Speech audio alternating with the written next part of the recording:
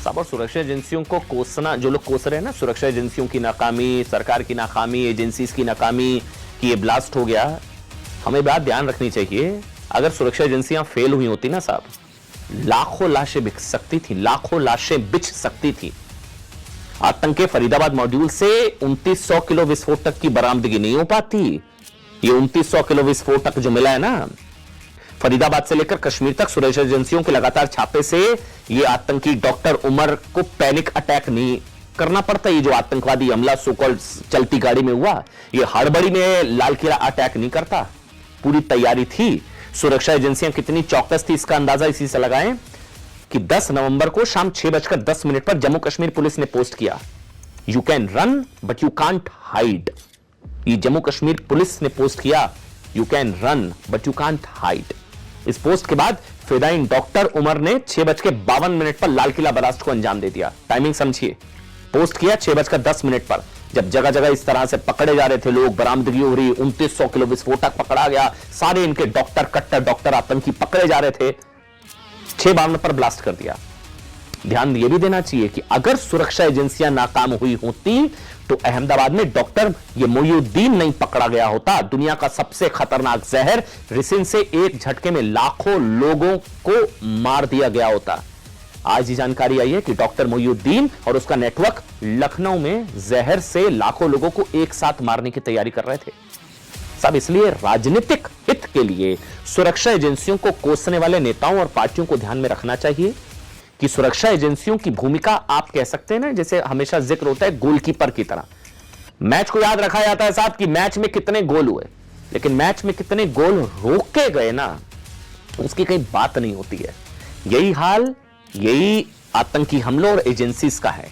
लोग तब ध्यान देते हैं जब कोई गोल हो जाता है, आतंकवादी हमला हुआ, लेकिन वो हर दिन अनगिनत गोल रोकते हैं, अनगिनत साजिशें नाकाम करते हैं। इसलिए पूरे देश को सुरक्षा एजेंसियों का हाथ जोड़कर शुक्रिया अदा करना चाहिए, हाथ जोड़कर।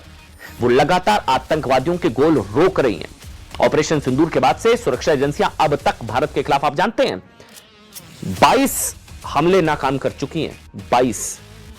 और हम लोग क्या करते हैं, गंदी राजनीति के चक्कर में उनको धन्यवाद देने की बजाय सुरक्षा एजेंसियों पर सवाल उठाते हैं कि क्या हो रहा है, इंटेलिजेंस फेलियर है, विस्फोटक कहां से आ गए। आपकी 22 लाल किला ब्लास्ट में अब तक 56 डॉक्टर्स से पूछताछ हो चुकी है। डॉक्टर्स उमर के लाल किला ब्लास्ट में फिदाइन आतंकी हमले की आशंका है। इसके अलावा पिछले 4 दिनों में 8 डॉक्टर समेत 15 लोगों को गिरफ्तार किया गया है।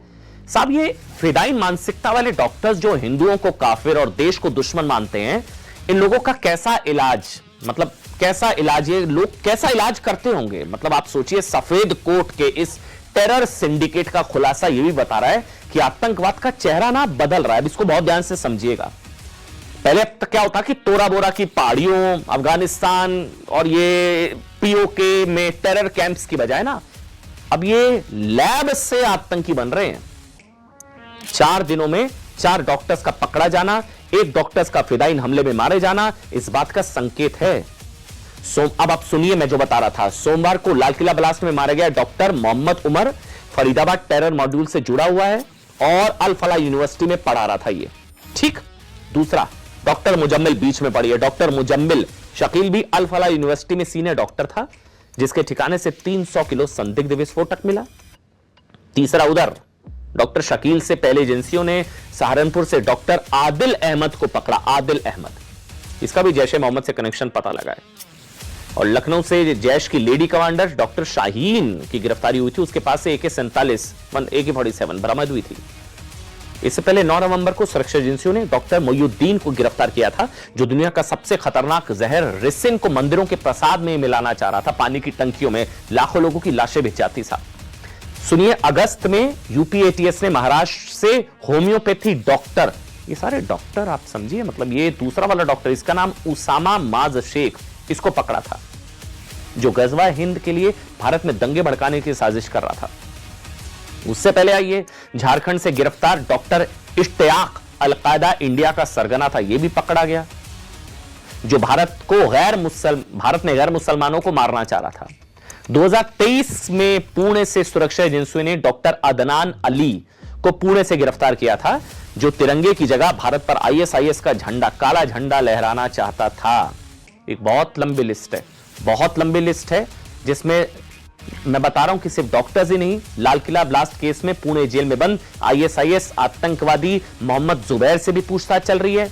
ये जुबैर आईटी इंजीनियर है और गिरफ्तार होने से पहले पुणे की एक मल्टीनेशनल कंपनी में काम करता था। इसके अलावा शहनवाज आलम जो एक माइनिंग इंजीनियर, डॉक्टर, सरकारी स्कूल में teacher, Mohammad Arshad engineer, Murtaza Ahmed Abbasi chemical engineer, और ये सारे जितने, और ये लोग गोरखनाथ मंदिर में आतंकी हमले की साजिश कर रहे थे। लेकिन वक्त एक ब्रेक का है, लेकिन ब्रेक से पहले यह जरूर याद रखिएगा, एजेंसीज को धन्यवाद दीजिएगा कि उनकी वजह से आप चैन की नींद सो पा रहे हैं। 300 किलो विस्फोटक अभी भी गायब है, 2900 किलो विस्फोटक पकड़ा जा चुका है।